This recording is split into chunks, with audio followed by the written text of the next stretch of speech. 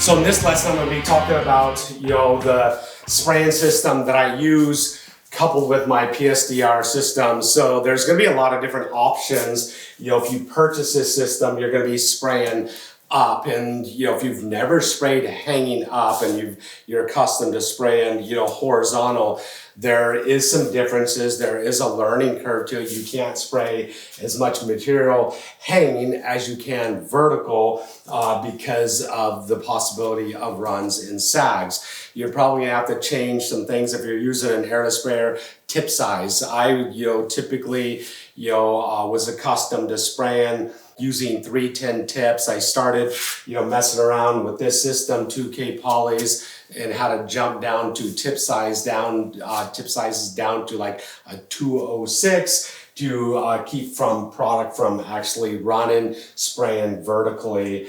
I've eventually adopted using an HVLP sprayer. There's multiple reasons why I use an HVLP sprayer. This is the system I use currently right now. This is a brand new system that Apollo has come out with. It's the Apollo Precision-6. It's a 6-stage turbine.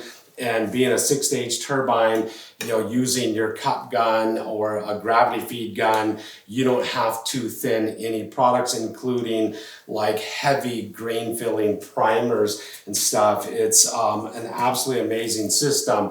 One of the great things about HVLP spray systems is the products and materials that I use, 2K polys, that are becoming more and more popular, 1 and 2K polys. For instance, like Renner 851, they're super expensive products. When you begin catalyzing them, they're even more expensive. You don't want a lot of material waste. An airless sprayer has an astronomical amount of material waste, especially when you're hitting sides and edges of your doors. You're just getting tons of fallout, tons of overspray, and it's just money actually just falling on the ground.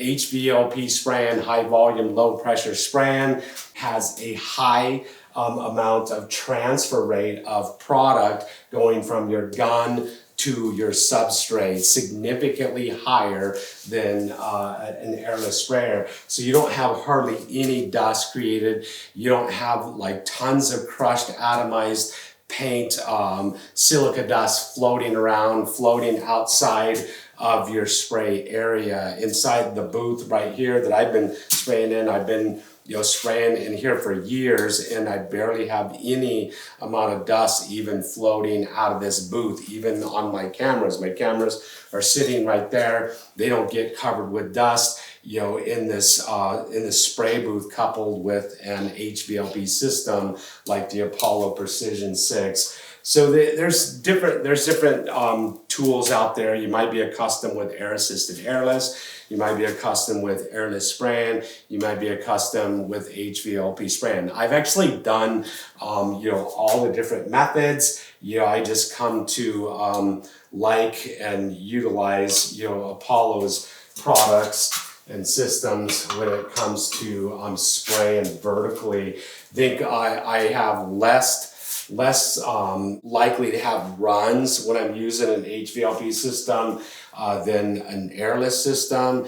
When because every now and then I go back and forth for different reasons, but if I'm spraying up, you got to move a lot faster. You're throwing on a ton more product because you're not mixing air, with your paint using an airless sprayer. So there are some challenges. I think the learning curve, if you know how to use an airless sprayer, the learning curve spraying vertically, if you're going from horizontal to vertically, you're going to pick it up a lot faster using an HVLP sprayer, less likely to get runs. If you're using products like, 1 and 2K polys, like the product I use, I'll grab them right here, Renner 851, it dries extremely fast. It dries like a lacquer.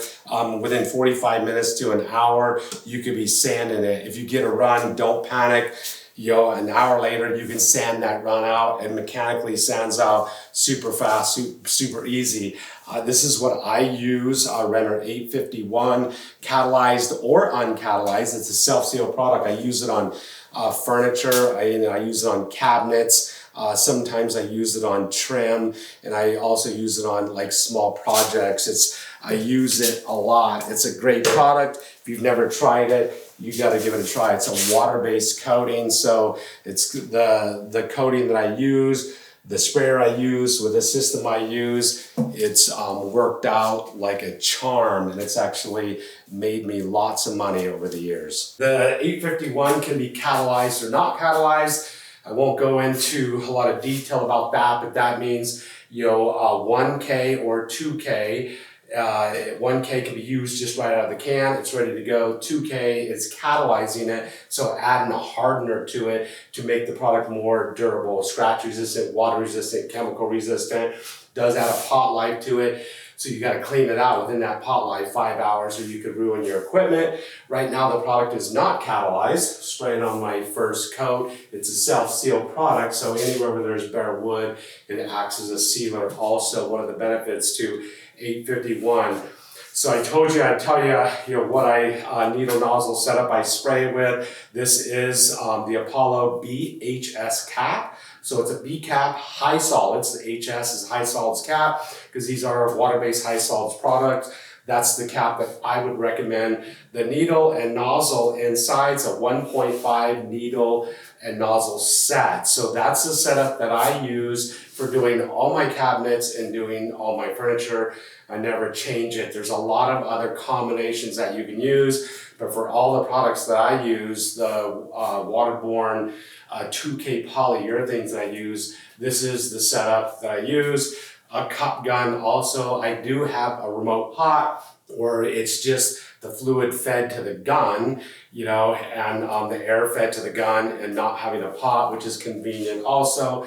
But then you definitely got to think about thinning out your products because you got 30 feet of hose. I do have the Apollo Precision-6, which is a 6-stage turbine, so you're less likely to have to thin out your products. You don't have to thin them out at all if you're using them in a cup. So you see me spray this door right here.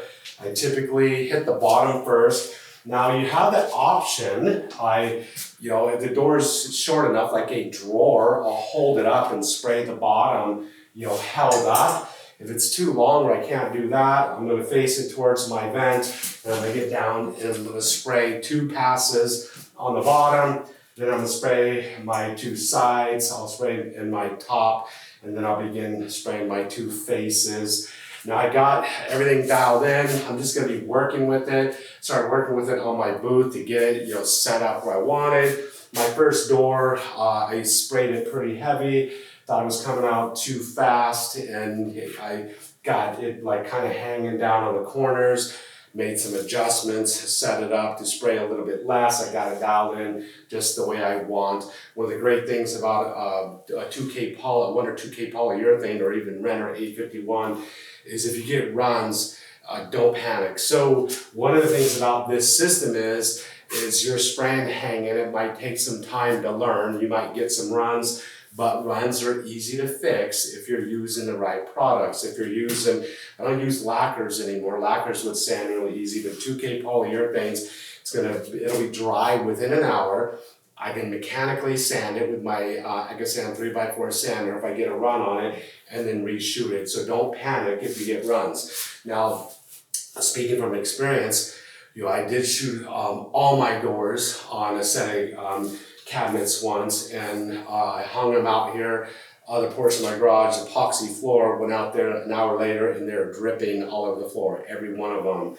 And it was all fixable. It all sanded right out, and I had to make some adjustments. The product was tinted in the wrong base. It caused the product to not hang properly. But needle tip, nozzle, cap size, all makes a difference. So once again, this is a cap. This is a BHS cap, so B high solids cap, 1.5 needle nozzle set. So I'm going to show you what it looks like. My setup, I hang everything just hung, right here. Got my respirator.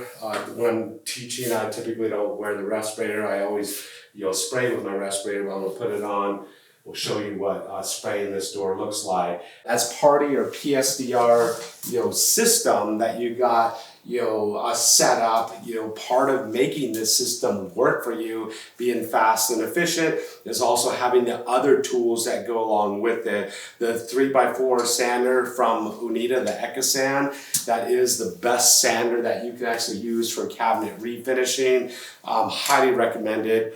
It's a professional grade sander, variable speed, and it uses 1/2 inch, actually game-changing open-celled sponge, EcoSuck sponges that attach to a contour to rounded surfaces, and it's just great for doing cabinet refinishing. So this is all ready to go. I'm going to spray it again. Once again, I've got two things here. One hangs my mask typically, another one hangs my gun. Sometimes my sander's hanging there if I'm prepping and doing spraying and sanding inside my booth all in one right here. But before spraying the door, I always wipe them down with a microfiber cloth, and then I begin spraying them.